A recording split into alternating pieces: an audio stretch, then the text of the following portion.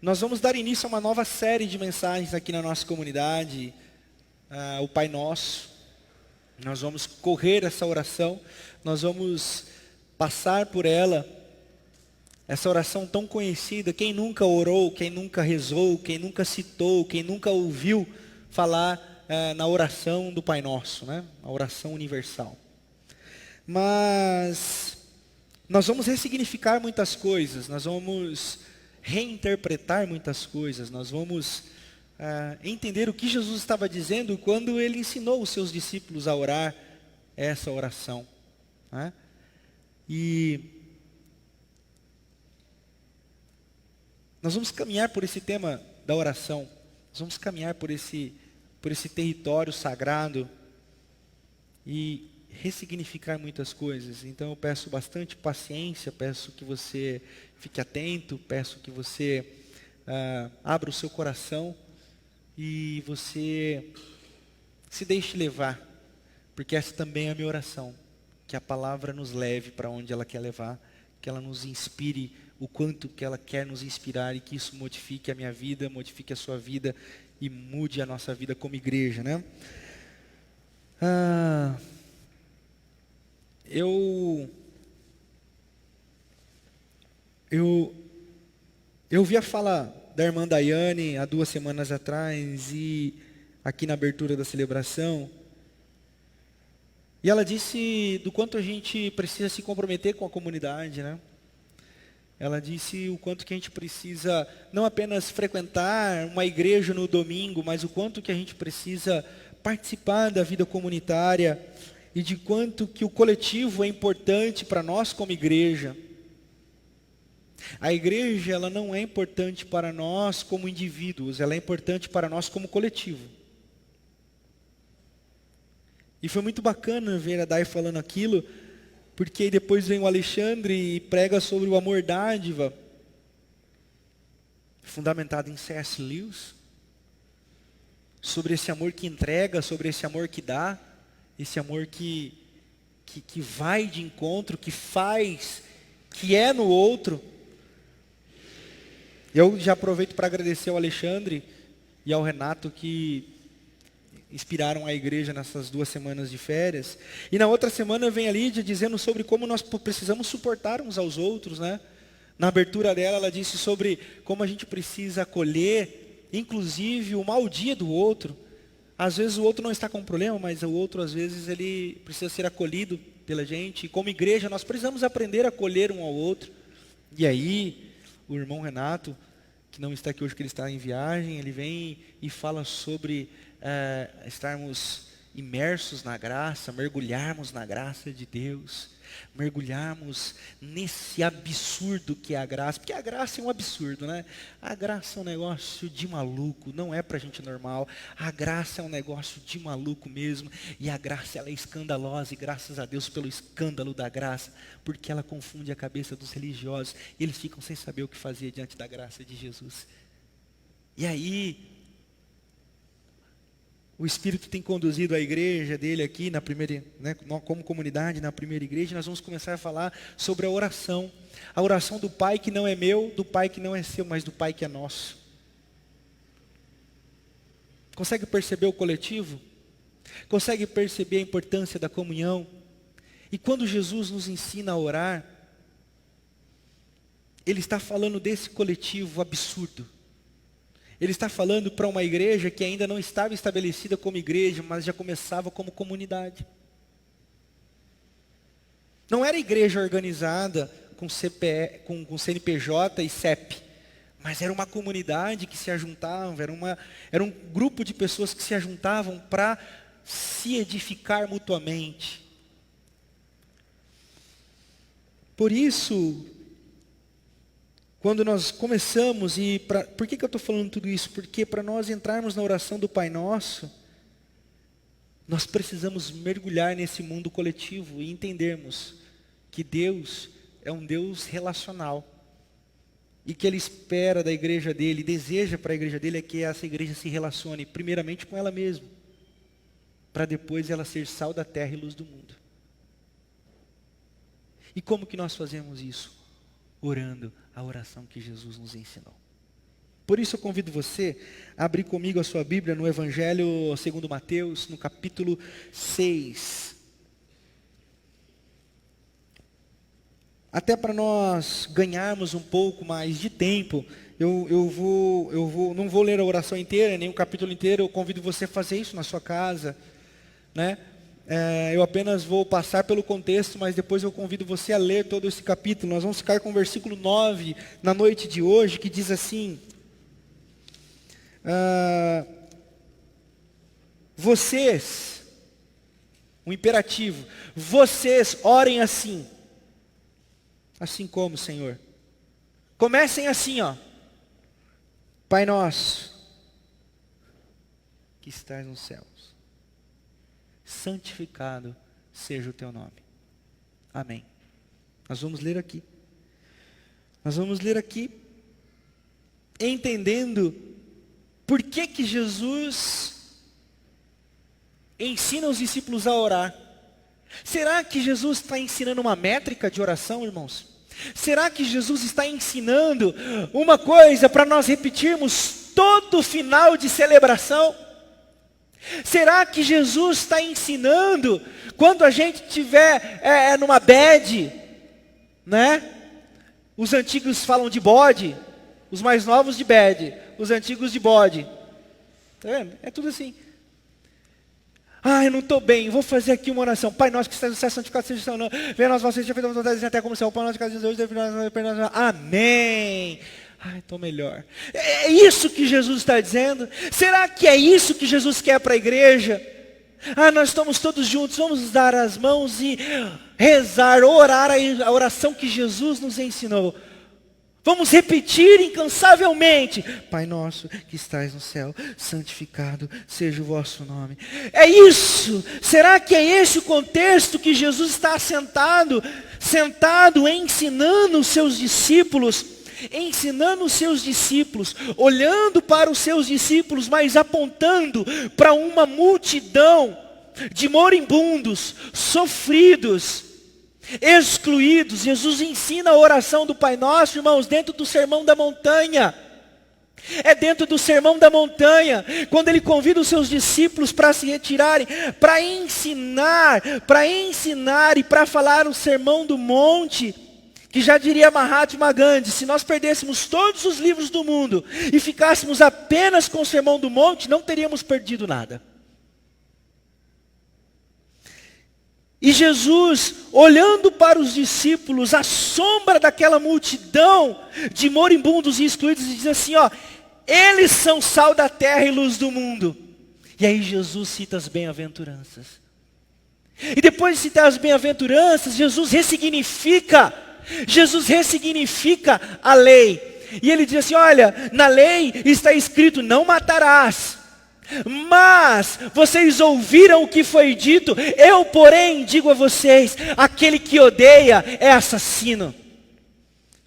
Depois Jesus continua dizendo: vocês ouviram o que foi dito, não adulterarás, diz a lei. Mas ai de vocês que cobiçam a mulher do outro, porque adúlteros já o são. Jesus então tira da lousa, Jesus tira da pedra o mandamento, Jesus tira da moralidade aos olhos da comunidade, da sociedade, e traz para o lado de dentro. Porque quando eu odeio, eu posso ser falciane ser falso. Falciane foi uma piada. Falciane ao máximo e manipular o meu relacionamento, mas eu estou odiando. Eu estou tramando, o meu coração está contaminado com o mal. Só que eu não mato, né? Aí eu vou lá no Facebook e posto assim: que bandido bom é bandido morto. Pá. Mas eu sou o primeiro a odiar. E o pior, em nome de Jesus eu levanto: quero te adorar, eu quero te servir, eu quero te obedecer. Mas está odiando, está contaminado pelo ódio. E Jesus então diz assim: cuidado, porque o mal anda ao derredor procurando uma brecha para tragar vocês. E o mal não é um copo de cachaça, o mal não é a saia curta da vizinha, piriguete. O mal O mal está do lado de dentro de cada um de nós. E Jesus então está falando dessas coisas. Examinem o coração de vocês, porque agora já não é mais olho por olho, dente por dente, porque vocês ouviram o que foi dito. Amem os vossos amigos e odeiem os vossos inimigos. Porém eu digo a vocês, amem os seus amigos e amem também os seus inimigos. É só você ler, está tudo aí no capítulo 5, aí Jesus vai continuar dizendo, ele fala assim, e aí no capítulo 6 ele começa dizendo assim, e quando vocês forem orar,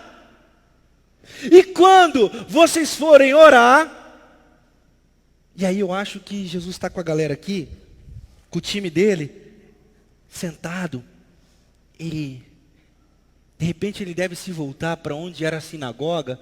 Eu dou umas viajadas assim, pessoal, então interpreta comigo, vamos entrar nesse mundo. Então eu acho que Jesus deve ter se virado para a sinagoga, e olhando para a direção da sinagoga, e todo mundo sabia que ele estava olhando para a direção da sinagoga, e falou assim, quando vocês forem orar, não façam como eles.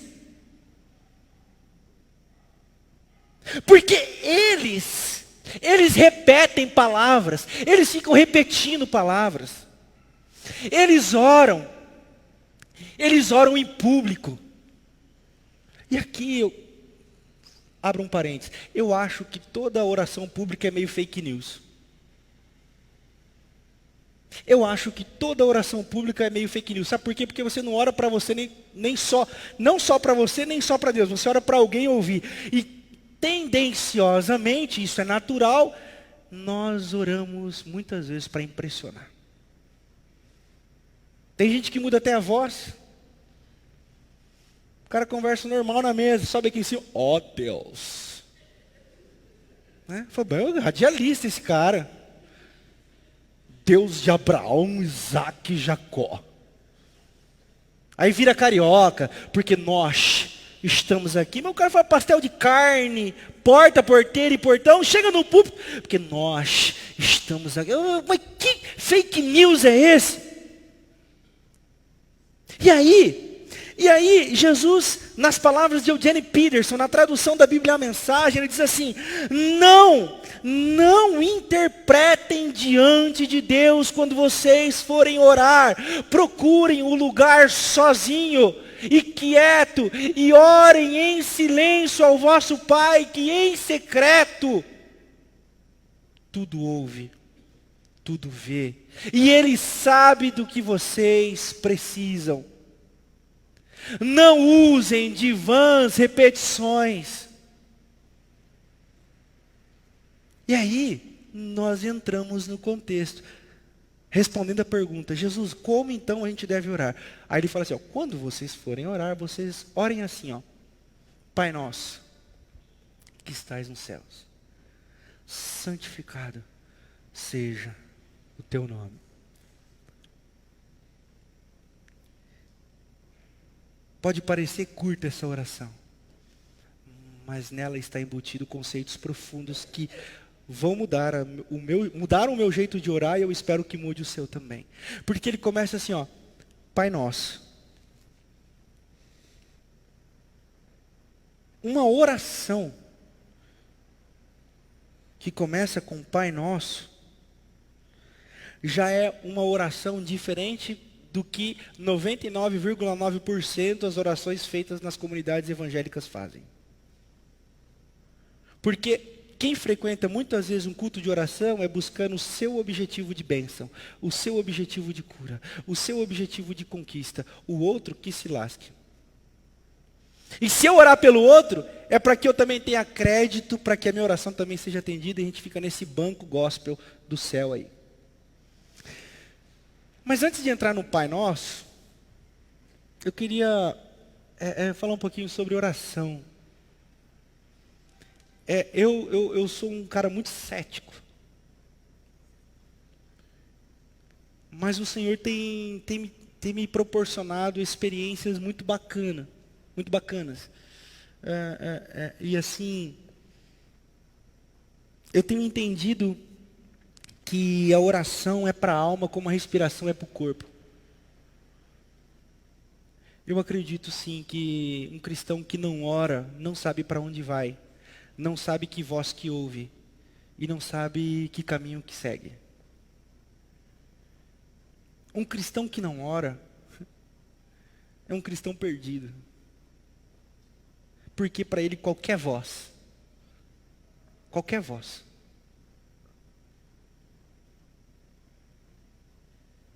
guia o coração dele e ele vai entender como aquilo sendo de Deus. E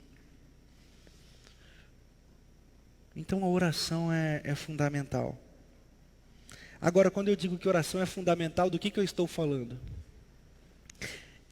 Eu não estou falando daquele que acha que tem crédito porque acorda às 3 da madrugada. Sabe, pastor? Eu tenho orado às 5 da manhã para orar todos os dias. Azar o seu. Deus.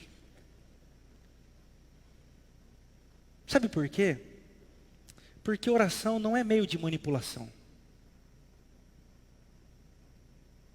Desse Deus que só age mediante um sacrifício meu de acordar às 5 da manhã num frio lascado, num sono lascado, e que só vai me ouvir se eu fizer isso, desse Deus eu sou ateu. Deus me livre. Porque de um Deus que eu começo a dizer, vou orar ao meu pai desse jeito, de um pai desse, eu prefiro ser órfão.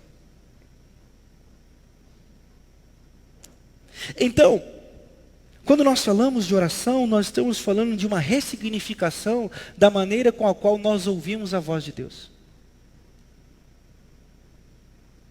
E de o quanto nós estamos dispostos a ouvir Ele falar conosco. Vocês já ouviram aquele ditado que no chuveiro todo mundo fica presidente da república, poeta, cantor, filósofo, não é? No chuveiro, ainda mais nesse frio, chuveiro quente. Aí você fica lá, você fala assim, eu vou mudar o Brasil. Eu vou bolar um projeto de lei. Aí você escreve um livro, tudo no banho.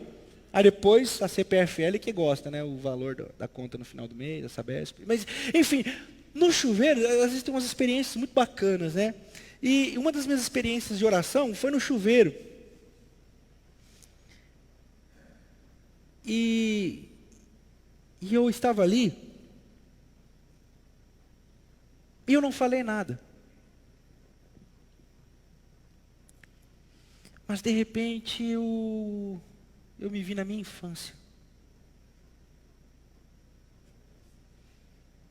E aí quando eu me vi na minha infância, eu me lembrei de uma garotinha que morava numa favelinha, alguns quarteirões abaixo da minha casa. O nome dela é Adriana. Mulata. E eu me lembrei também que todas as manhãs ela vinha buscar pão na minha casa, mas o pão do dia anterior, que sobrava da minha casa.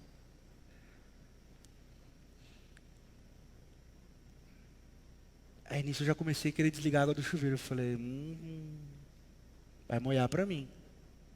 Literalmente. Mas aí o senhor falou, não desliga não, eu quero conversar com você.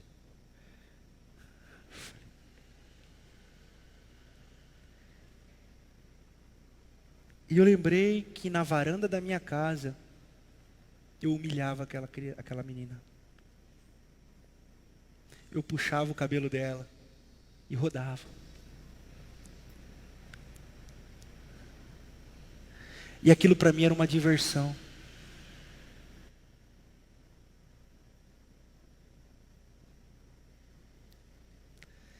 E eu comecei a chorar. Eu comecei a chorar porque... O que eu fiz?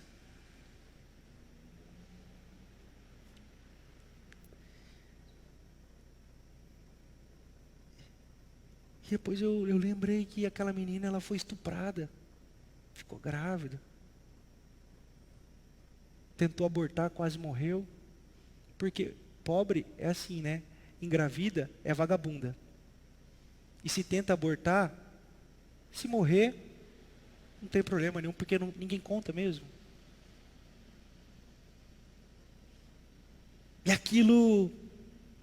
E aquilo começou a tomar conta de mim, eu comecei a chorar no chuveiro, até conversei com a Fabiana e falei, amor, eu orei. Ela falou assim, ó, você está orando, hein? Eu falei, não estou orando, estou crente. Mas o Senhor tem me falado algumas coisas que eu não queria ouvir. Então, naquela hora, eu me prostrei, não fisicamente, mas me prostrei diante do Senhor pedindo perdão pelos meus pecados. E eu não vejo a hora de um dia que eu estiver em minha cidade, encontrá-la e pedir perdão para ela. Então, as experiências de oração são assim.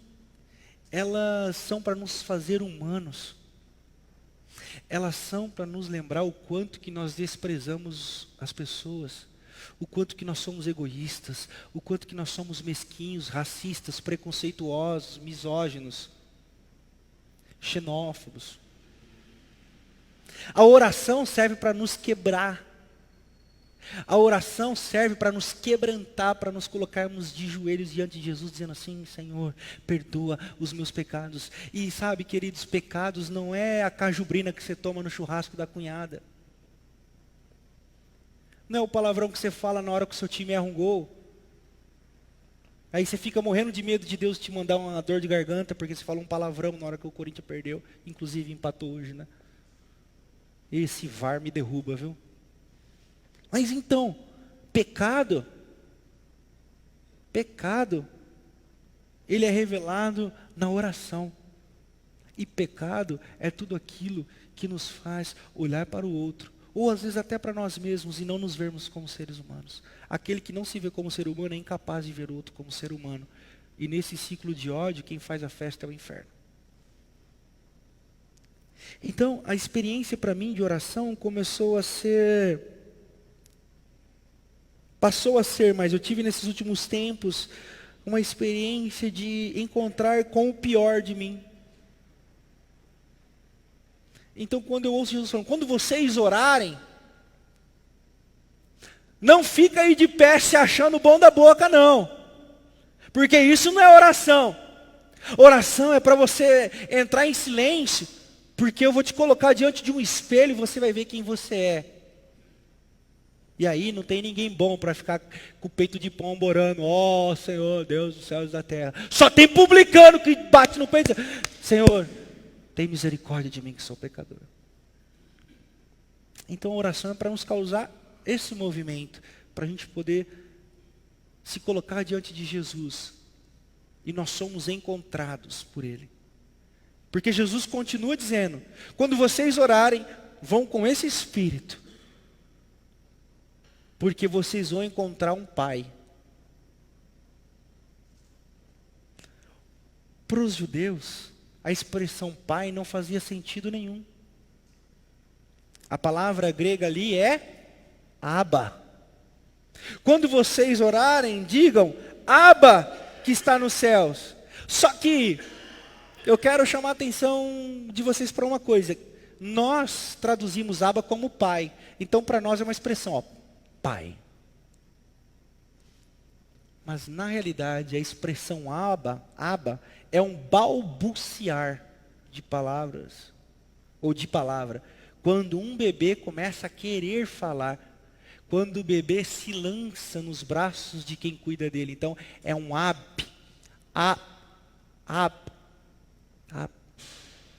Entende? Então quando vocês orarem, e quando vocês se prostrarem, quando vocês forem colocados diante de um espelho, em que vocês vão se prostrar e vocês vão chorar, porque a realidade de vocês é nada boa, não se desesperem, porque o Papa, aquele que cuida, estará com os braços abertos para você. Então o que Jesus está dizendo, quando vocês orarem, orem assim, ó quem me segura, ó quem me recebe, ó Papa, ó Pai, ó Papá. E esse Abba é mais um movimento de Deus para conosco do que de nós para com Deus. Então, quando nós oramos e nos encontramos com a gente mesmo, nós encontramos esses braços estendidos. Esses braços de misericórdia estão estendidos. Isso para um judeu era inconcebível. Porque para um judeu, Deus era o quê? Justiça, vingança, punição, Senhor dos senhores, Rei dos reis, Deus dos exércitos, ou seja, linguagem bélica, poderio grandioso e esmagador. E aí vem Jesus de Nazaré dizendo assim: não, esse Deus que agora vem até vocês como Abba, com braços estendidos de acolhimento, com braços estendidos de ternura e compaixão. Aí você diz: não, mas eu encontrei comigo mesmo, eu sou um traste, eu sou isso, eu sou aquilo. E é mesmo, glória a Deus por isso. Só que Ele não te rejeita, Ele não te expele, Ele não te põe para fora como um desobediente. Eu estava essa semana, agora eu posso dizer com toda certeza, com o nosso amigo Ed René Kivitz, certo, Margão? E ele contou uma história muito interessante, que um dia um pastor estava dizendo sobre a oração, e ele estava com Ariovaldo Ramos, e ele falou assim: Ariovaldo, vou te ensinar a orar. Abre aí no texto do filho pródigo.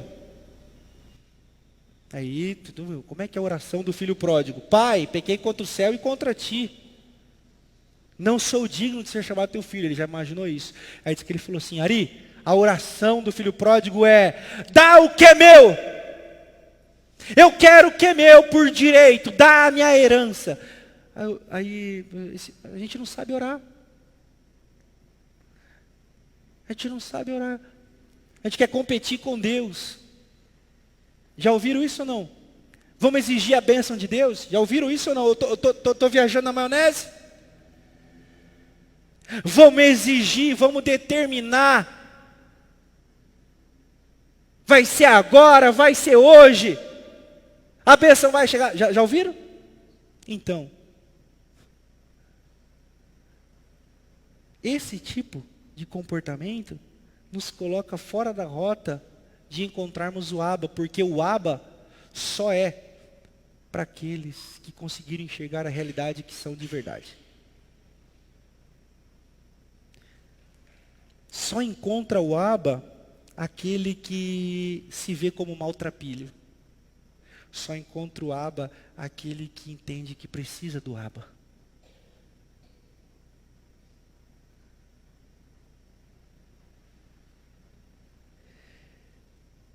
Então, quando ele diz: orem, por favor, orem, mas não orem como os religiosos, não orem como os fariseus, não orem como os feiticeiros, não orem como os pastores da teologia da prosperidade, não orem como esse evangelho mascarado de bagunça e de pedição e de tortura. Não orem. Quando vocês orarem, orem assim, ó: Abba, que está nos céus.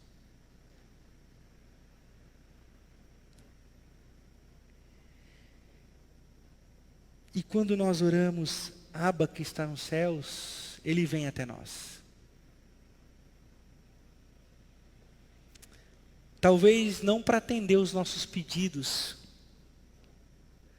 talvez não para fazer aquilo que a gente quer que Ele faça,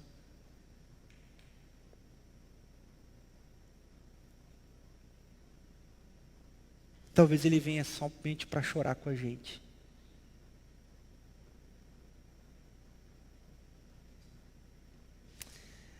Será que nós estamos preparados para receber um Deus que talvez só quer chorar com a gente e não atender os nossos pedidos?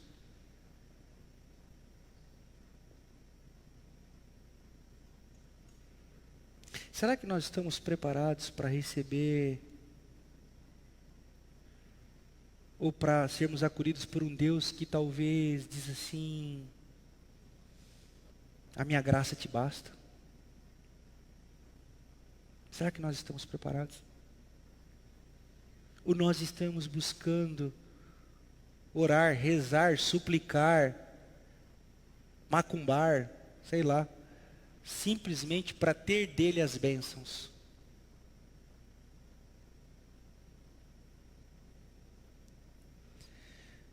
Então, quando nós dizemos oração do Pai Nosso, nós estamos dizendo várias coisas, porque Jesus disse várias coisas.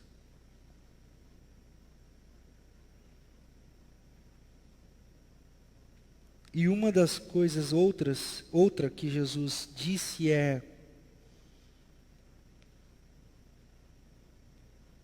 dentro do contexto do Sermão do Monte,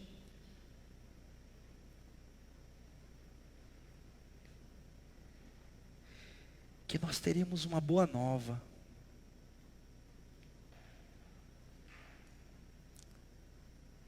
Que nós teríamos uma boa nova e que Ele era a boa nova.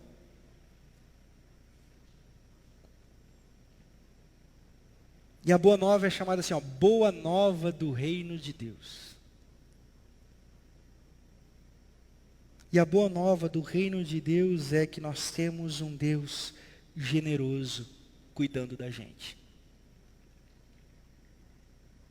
A boa nova é que nós temos um Deus misericordioso cuidando da gente, e a gente pode ir até Ele.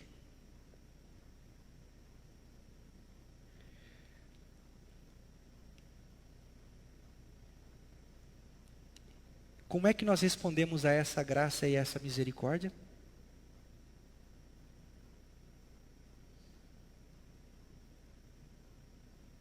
Como é que eu e você temos respondido a essa graça? Respondido a essa graça e essa misericórdia? Ah, pastor, olha, eu agradeço toda vez antes de comer. Ah, pastor, todo dia de manhã, a primeira coisa que eu faço é sentar na minha cama e dizer: olha, Deus, muito obrigado, tal. Tá certo, bacana. Não está errado. Mas é só isso? Será que o Abba cuida de nós para que esse cuidado acabe em nós mesmos?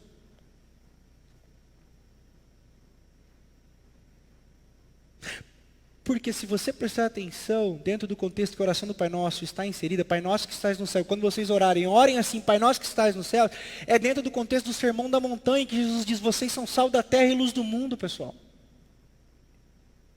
Ou seja, a oração do Pai Nosso não pode ser um fim em nós mesmos. Então esse Abba não é para nós, indivíduo, no sentido para mim.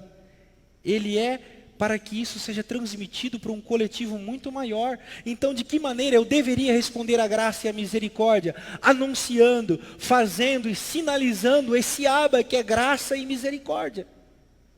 E como que eu sinalizo graça e misericórdia? Estendendo a mesa. Colocando a mesa para todos que têm fome. Jesus, o primeiro texto das Sagradas Escrituras que Jesus leu em seu ministério, ele abriu as Sagradas Escrituras da sua época, e ele leu na sinagoga Isaías 65. Porque o Senhor me ungiu para pregar as boas novas aos cativos, libertação a todos os oprimidos. E nós nos chamamos cristãos, então nós temos que seguir Ele anunciando isso. Fazendo isso, porque essa é a resposta que nós vamos dar à graça e misericórdia. Anunciar o ano aceitável do Senhor a todos aqueles que sofrem, a todos aqueles que choram, a todos aqueles que lamentam, a todos aqueles que estão sem vida. Nós precisamos ser o rio de Deus, a vida de Deus, a mesa de Deus, porque essa é a forma prática que nós vamos responder: Pai Nosso que estais nos céus, santo, santo, santo é o teu nome, porque a tradução de santificado seja o teu nome é: dá um jeito neste mundo. E como que ele vai dar um jeito neste mundo? Através da igreja de Jesus, que compreendeu a graça e a misericórdia, e estende a graça e a misericórdia por onde passa e onde está. Por isso, nós não somos chamados para pregar moralidade, nós não somos chamados para pregar se está divorciado, se não está, se é homossexual, se não é, se é preto, se é branco, se é rico, se é pobre. Nós somos chamados a amar, seja quem for, acolher a todo ser humano, independentemente de classe social, cor, condição sexual. Por quê? Porque o nosso nome é graça, o nome do nosso Deus é misericórdia, Ele é o Abba que nos acolhe no nosso pior estado, e Ele nos acolheu, não acolheu? Ele nos recebeu, não nos recebeu? Cabe a nós dizer que Ele recebe a todos. Essa é a resposta, a graça e a misericórdia. Então, toda vez que você for convidado a orar, Pai nosso que estais no céu, santificado seja o teu nome, lembre-se disso, como que eu tenho feito o nome do Senhor santo na onde eu estou. Porque santo significa separado, separado significa não corrompido pelo mundo, não corrompido pelo mundo é com a mente transformada no que Paulo chama de metanoia. E o que é metanoia? Os valores já mudaram. Se antes os valores para nós eram morais, agora passam a ser de vida. Se os valores antes para nós eram de bênçãos porque tem dinheiro, agora a bênção está no repartir e não no acumular. Se antes, para nós, era olho por olho, dente por dente, agora a métrica que nos rege é o perdão, é o acolhimento, é o dar o passo para trás, é o retroceder em nome do outro, é o acolher, é o não provocar guerra, é o promover a reconciliação, é promover a conversa, é promover o diálogo, é promover o debate, é promover Deu para entender? Porque agora nossa mente é transformada, é iluminada por uma luz que ilumina todo mundo. E qual é a luz? A luz que brilha em mim, brilha em você, tem que ser a luz de Jesus e não da religião. Porque na religião nós temos assim, o meu Deus é o certo. E o seu? O seu eu não sei, mas o meu é o certo. Se o meu é o certo, provavelmente o seu é errado. Agora em Jesus nós não temos essa disputa. Por quê? Porque Ele não é egocêntrico. Agora, tem uma frase muito bacana, e eu vou tentar transliterar ela, porque o horário não nos permite usar na íntegra. Mas diz assim, Jesus é bacana, mas o que complica é o fã-clube.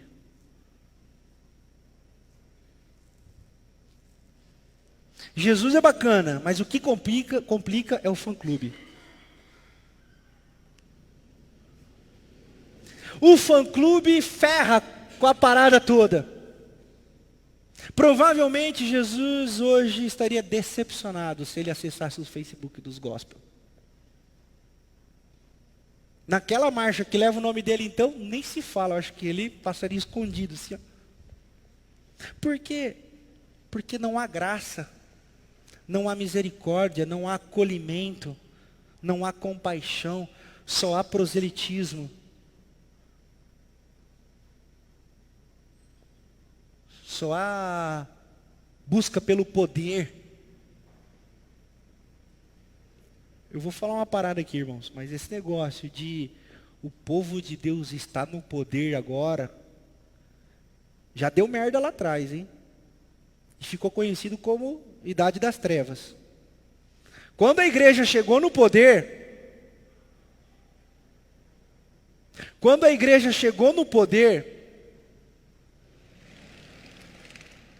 em nome de Deus, crianças, mulheres, idosos, comunidades, sociedades inteiras foram exterminadas. E ficou conhecido como Idade das Trevas. Então esse negócio de igreja chegar no poder, que agora Deus vai estar no comando, cuidado, hein? Cuidado, hein? Porque o meu Jesus, poderia entrar num cavalo branco em Jerusalém. O meu Jesus poderia destronar todo o imperador e todo o império estabelecido na época. Podia ou não podia? Mas ele entrou num burrico emprestado. E disse, o Filho do Homem não tem onde reclinar a cabeça. E disse: bem-aventurados são os pobres de espírito, porque deles é o reino dos céus. Bem-aventurados os fracos, e não os poderosos.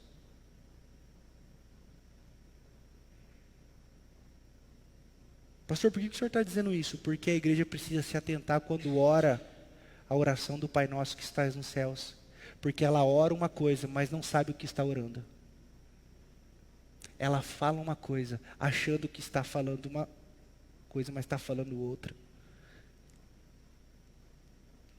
E aí Jesus usa aquela frase: olha, sabe, vocês têm olhos, mas não veem. Têm ouvidos, mas não ouvem. Tem pés, mas não caminham. Jesus não, Salmos, né? Tem pés, mas não caminham. Ou seja, vocês estão se tornando como estátuas, como ídolos.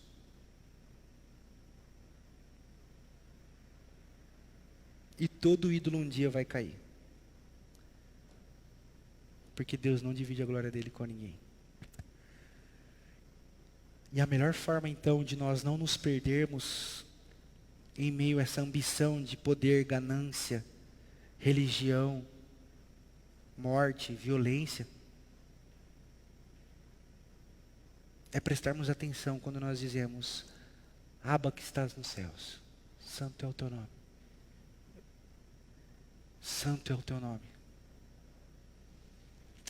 E é por isso que hoje, normalmente é no segundo domingo a nossa ceia, mas eu estava de férias, então está sendo no terceiro.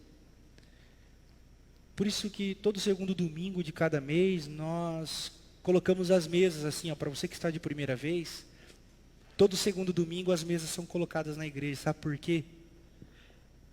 Porque nós queremos passar uma mensagem para o nosso coração, para o nosso entendimento, de que Deus é um Deus que põe a mesa, e na mesa de Deus senta todo mundo. Na mesa de Deus há lugar para todo mundo. Por quê? Porque o Pai é nosso. Na mesa há lugar para todo mundo.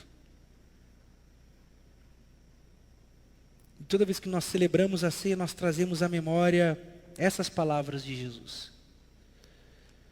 Porque Ele é o Cordeiro de Deus que tira o pecado do mundo.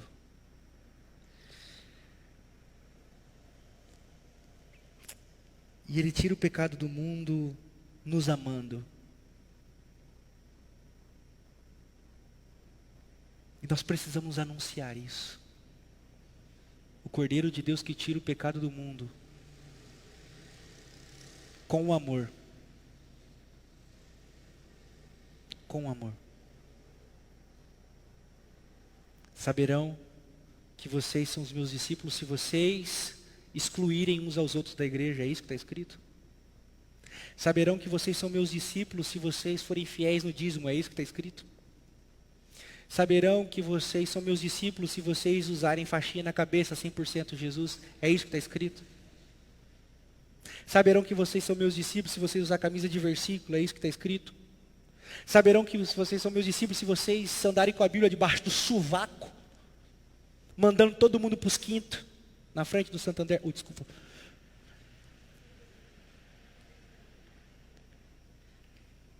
Saberão que vocês são meus discípulos se vocês ficarem entregando um panfletinho para o cara na hora que estiver indo no banheiro, ficar lendo. E quem sabe lá ele se converte. Porque na hora que a gente está no banheiro a gente lê tudo, né? Até rótulo de shampoo. Então vamos lá, vamos fazer uns panfletos. Quem sabe o Espírito toca no coração com o panfleto. A Bíblia não fala isso. A Bíblia fala que as pessoas vão saber que a gente é discípulo de Jesus se a gente amar. E o amor é prática. Amar é verbo. Amar é ação. É ir de encontro às pessoas. Então quando nós colocamos a mesa, nós queremos inspirar o nosso coração. E inspirarmos uns aos outros quanto irmos em direção uns aos outros. Primeiro aqui na igreja. Acolhermos uns aos outros. Abraçarmos uns aos outros. Termos esse ambiente fraterno, porque Ariovaldo Ramos diz assim: A igreja precisa viver o que prega, para depois pregar o que vive.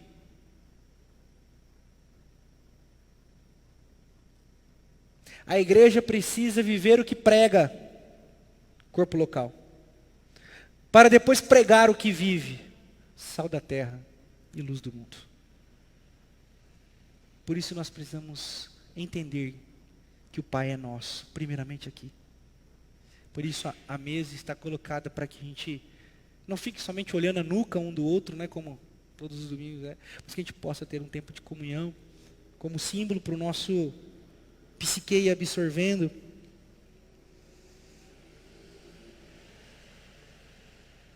E para concluir, eu convido você a prestar bastante atenção no que eu vou dizer agora.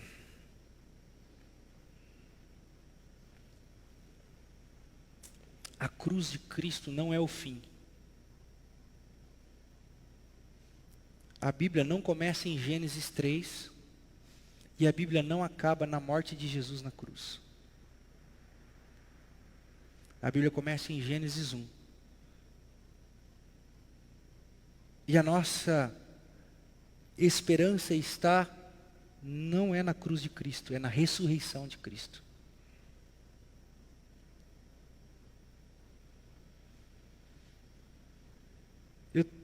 Eu ando tendo alguma dificuldade com essa parada de sangue de Jesus.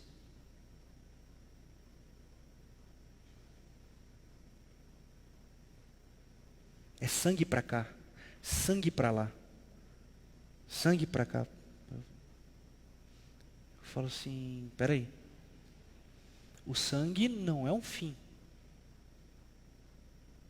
Presta bastante atenção no que eu vou dizer. A cruz foi uma denúncia política e religiosa de sistemas corrompidos. A obra remidora de Deus se consumou na ressurreição de Jesus. Por isso que eu não acho que a gente deve ser o povo da cruz. Nós somos o povo da ressurreição. Porque cruz é morte. Nós somos o povo da vida.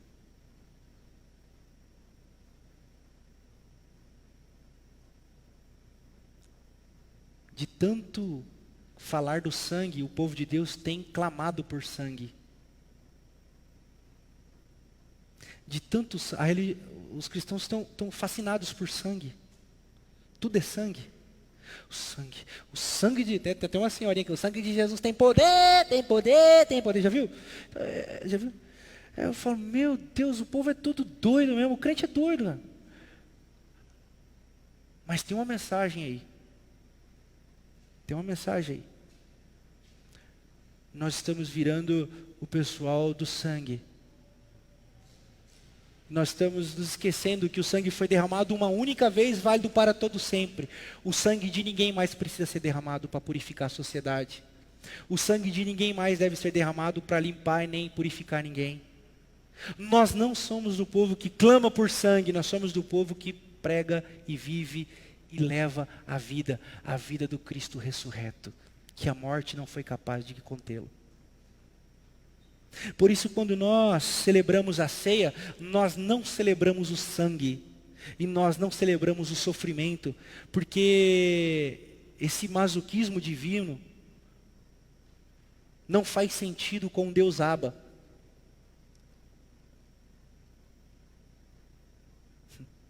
Eu sei que eu posso estar bagunçando muito o seu coreto aí, mas fica firme. Porque Deus não ficou feliz. Jesus vai sofrer um pouquinho aí, mas vai ser bom para a galera. Vai ser bom para ele aprender, a galera aprender, ver aí o que ele passou. Inconcebível. Jesus morreu por causa de dois sistemas, religioso e político. E foram esses dois sistemas que mataram Jesus. Anás e Caifás e o poderio de César, o imperador. Anás e Caifás, os líderes da religião, César, o imperador romano. Só que a morte não é maior do que a vida. Então, Jesus declarou a vitória sobre a morte. E a nossa esperança está nessa ressurreição, como diz o apóstolo Pedro. Se Cristo não tivesse ressurreto, vã seria a nossa fé. Não fala se Cristo tivesse morrido. Quando nós celebramos a ceia, então nós celebramos a ressurreição de Cristo. E nós, no pão que representa o corpo, e no cálice que representa o vinho, que representa o sangue, nós trazemos também a nossa cruz. Qual é a nossa cruz? Você já pensou que era nora, né? Não. Já pensou que era a sogra, né? Também não é. Cunhado? Vizinho? Patrão? Às vezes, estou brincando. Não. A minha cruz e a sua cruz é a mesma de Jesus. Nós só precisamos estar dispostos a carregar, que é o quê? Bater de frente contra todo o sistema religioso opressor. E bater de frente com toda a forma de governo que mata, que deixa as mulheres viúvas, que mata os jovens, que mata as crianças, que mata as mulheres. Quantos estão dispostos a carregar essa cruz hoje?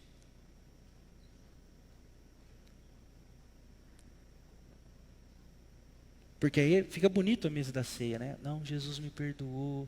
Levarei eu também minha cruz. Será? Eu, hein? Briga de marido e mulher não se mete a colher. Aí a mulher está sendo espancada. E você falando que carrega a sua cruz, mas você não faz nada. Crianças estão sendo abusadas. E você disse, isso não é problema meu, isso é problema do governo. Companheiros e companheiras de trabalho fazem esquema para fraudar o patrão, para roubar o patrão. E você diz, ó, o problema não é meu. Onde estão aqueles que serão sal da terra e luz do mundo? Por isso, quando nós celebramos a ceia, nós celebramos a cruz de Cristo, que denunciou os sistemas. Mas também estamos dizendo que estamos dispostos a carregar as nossas hoje. Sabedores de que a morte não foi capaz de conter Jesus e não será capaz de conter a gente.